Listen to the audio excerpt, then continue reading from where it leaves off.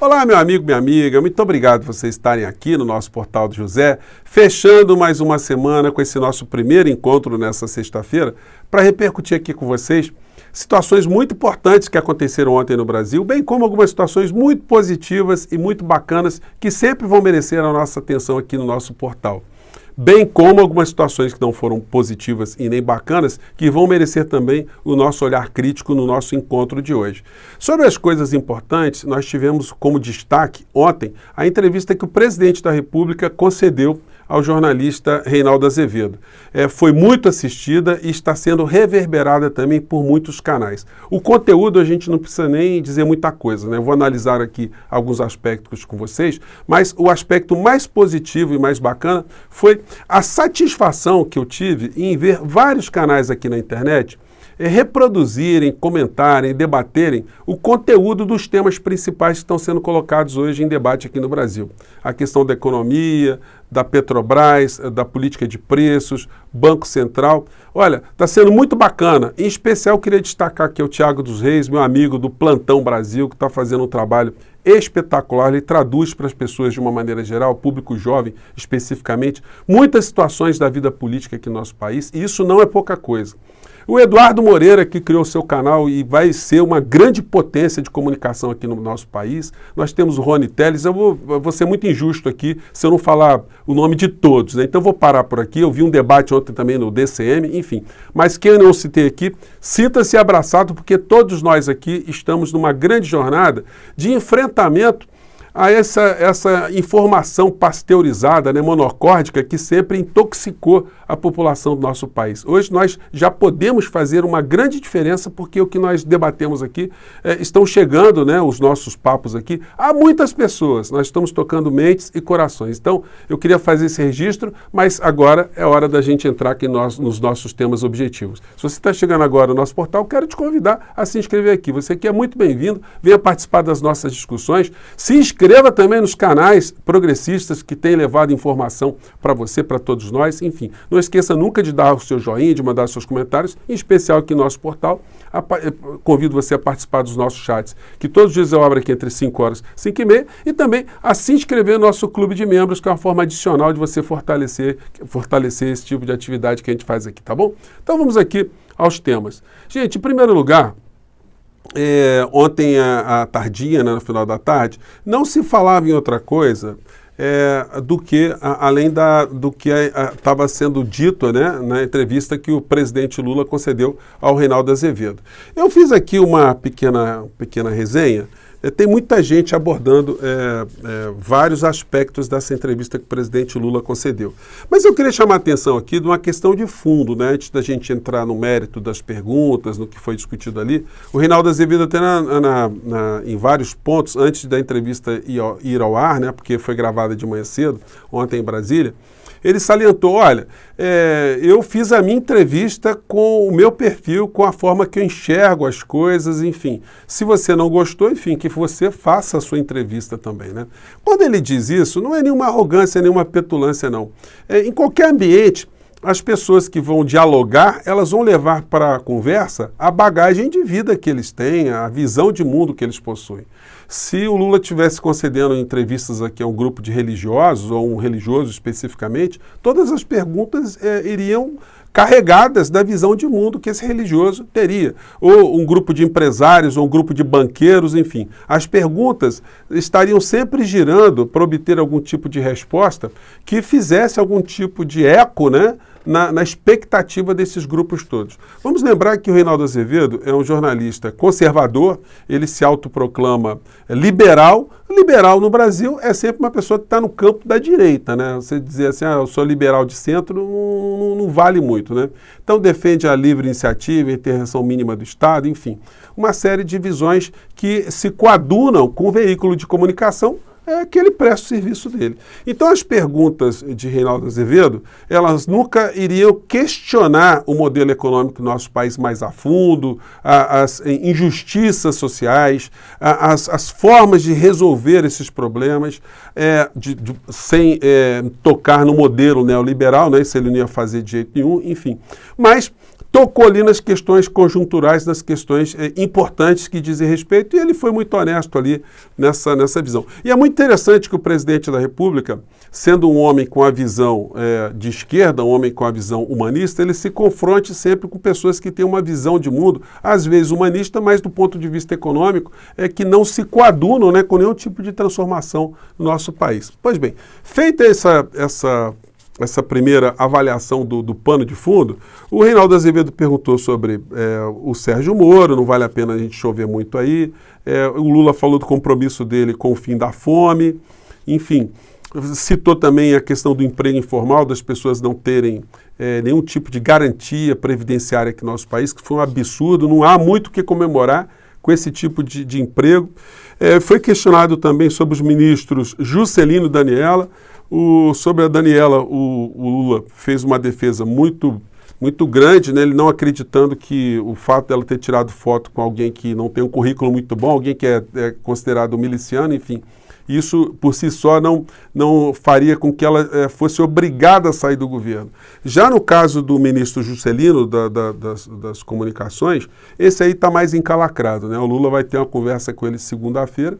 Muito difícil ele conseguir explicar o inexplicável, porque o gasto com passagem deu uma de migué, né? Ele deu uma de Bolsonaro, ele usou dinheiro público ou de bolsonarista. Achou que ninguém ia ver, porque esse pessoal do Centrão está acostumado com esse tipo de prática, né? Mas foi detectado e agora certamente ele vai ter que sair, gente. São evidências muito... Tanto é que ele devolveu o dinheiro, né, que recebeu de diária. Pois bem, se o Bolsonaro, quando for compelido para fazer essa mesma coisa, tiver que devolver, como ele vai ter que devolver muita grana, ele vai ter muitos bens penhorados. Escrevam o que eu estou dizendo aqui para vocês. E depois ele entrou na questão do Banco Central, entrou na distribuição de dividendos aqui no nosso país e falou de soberania energética. Eu fiz as minhas anotações, eu não posso deixar também de agradecer a Cristina Serra, que mandou para mim o livro dela, que ela vai lançar agora dia 9 de março. Um beijão para Cristina. Nós, sobreviventes do ódio, crônicas de um país devastado. Eu recomendo. Bom, então eu fiz essas observações, mas agora é hora de eu colocar um trechinho aqui do que disse o Lula, em loco aqui para vocês, que tem coisas importantes para reverberar aqui. Vamos lá, esse trecho aqui. A gente 69 centavos por litro na refinaria. 69 centavos por litro, a gente resolveu fazer só 34 centavos, ou seja, a gente resolveu com que a Petrobras assumisse 13 centavos e a gente vai cobrar o imposto na exportação de petróleo cru, sabe, para que a gente possa dotar o Estado de uma capacidade de arrecadação para pagar aquilo que o Estado, sabe, desonerou. É justo. Porque quando nós descobrimos o pré-sal, a gente não queria ser exportador de óleo cru. A gente queria ser exportador de derivados de petróleo. Acontece que você viu não só o dividendo que a Petrobras anunciou, mas o lucro da Petrobras. Tá? Então é inacreditável que essa empresa teve um lucro de 189 bilhões, 180 e poucos bilhões, teve dividendo de 200 e poucos bilhões, sabe? E muito pouco investimento. A Petrobras é uma indústria de energia, é uma indústria de petróleo. A Petrobras tem que fazer investimento para que ela possa cada vez mais descobrir novas coisas. A Petrobras deveria estar pesquisando etanol, sabe, segunda geração. A Petrobras deveria estar pesquisando biodiesel de segunda geração. A Petrobras deveria estar tentando fazer investimento na pesquisa no hidrogênio verde. Ou seja, a Petrobras é uma empresa de energia. A Petrobras é um patrimônio desse país. A Petrobras não é um patrimônio apenas das pessoas que são acionistas. E eu pergunto o seguinte, o governo, que é acionista majoritário, o governo tem que ter poder de tomar decisão. E eu vou te garantir uma coisa, você está lembrado que eu disse, nós vamos abrasileirar os preços do petróleo. É que fizeram uma mudança nas empresas de... Bom, gente, a entrevista ela tá na internet, enfim, dá para a gente assistir a entrevista inteira, mas foi muito interessante esse aspecto que o Lula tocou, porque tem sido reverberado por outros formadores de opinião aqui na internet que não tinham seus canais anteriormente. Então, nós estamos colocando algumas questões ao debate de forma que não era possível anteriormente. No Jornal Nacional à noite, aconteceu o seguinte, O jornal fez ali pinçou uma fala do Lula também, criticando a política de preço da Petrobras e, obviamente, o Jornal Nacional ele usa sempre a técnica de colocar duas pessoas fazendo comentário para dar a impressão que são pessoas que estão dizendo coisas diferentes, quando, na verdade, estão dizendo a mesma coisa, ou seja, o Jornal Nacional defende a política de preços da Petrobras que favorece os acionistas porque a empresa de comunicação ela está atrelada ao lucro e não ao interesse do Brasil. Gente, os meios de comunicação em países como o Brasil, eles não vieram para cá para democracia, para levar informação, cultura. Vamos lembrar que a Rede Globo de televisão foi fundada em 1965, só fazendo esse parênteses, né? Um ano depois do golpe militar. Vocês acham que o senhor Roberto Marinho criou uma televisão no começo da ditadura militar para levar algum tipo de informação, cultura, entretenimento, educação, ou para servir a interesses econômicos ali de uma ditadura que estava chegando no Brasil? Pois bem, isso dito, vamos aqui ao que eles fizeram ontem para você entender melhor, para você perceber a malandragem, colocar dois interlocutores para dizer a mesma coisa. Vamos lá. Na companhia para reduzir o seu endividamento, a gente vê algo como positivo a manutenção desses parâmetros que não acontecem só na Petrobras, mas também em outras empresas mundiais do setor. A empresa vai... Mas assim, a cobrança, a paridade com o dólar, né, de empresas estrangeiras, né, que o Brasil tem que seguir também. Só que a nossa moeda é o real, tem que explicar para o fofo aí, né? Nós não ganhamos, nossa economia não é lastreada no dólar, né, diferente dos países que ele acabou de dizer. Mas é enganação, né? Aí segue aqui a matéria. Vai distribuir agora 35,8 bilhões de reais aos acionistas, referentes ao quarto trimestre do ano passado. Em Brasília, o presidente Lula criticou os dividendos distribuídos pela Petrobras, que em todo o ano passado foram de 215 bilhões de reais. A Petrobras, ao invés de investir, ela resolveu agraciar o acionista minoritário com 215 bilhões.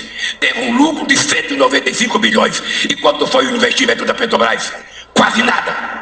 Porque a Petrobras, que no nosso tempo era uma empresa de desenvolvimento desse país, agora é uma empresa exportadora de óleo cru. Não foi para isso que nós descobrimos o pré-sal. O governo federal vai ficar com a maior parcela dos dividendos, de 13 bilhões e 100 milhões de reais. O governo e o BNDES são os maiores acionistas da companhia.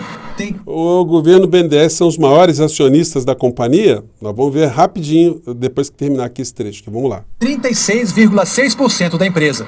A Petrobras informou que os investimentos da companhia em 2022 cresceram 12% e chegaram a mais de 50 bilhões de reais.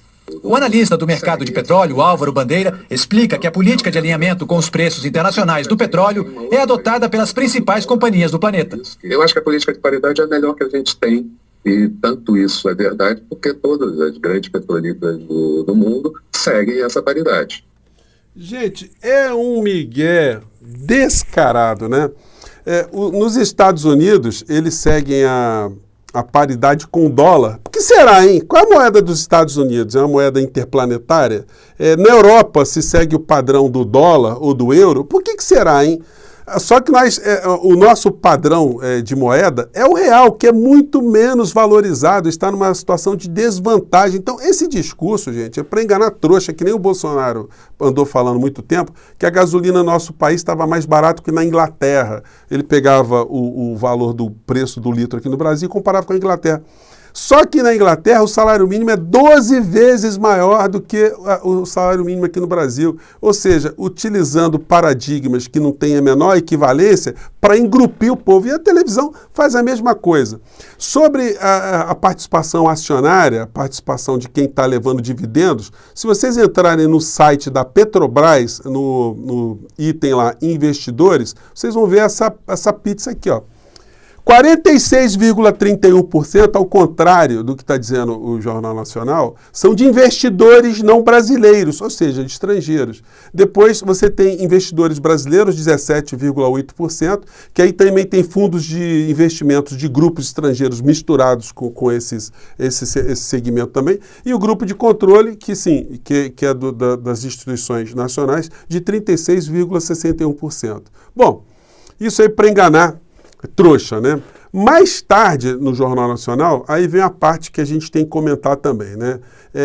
O governo está completando agora pouco mais de 60 dias, estamos agora nos primeiros dias de março, né?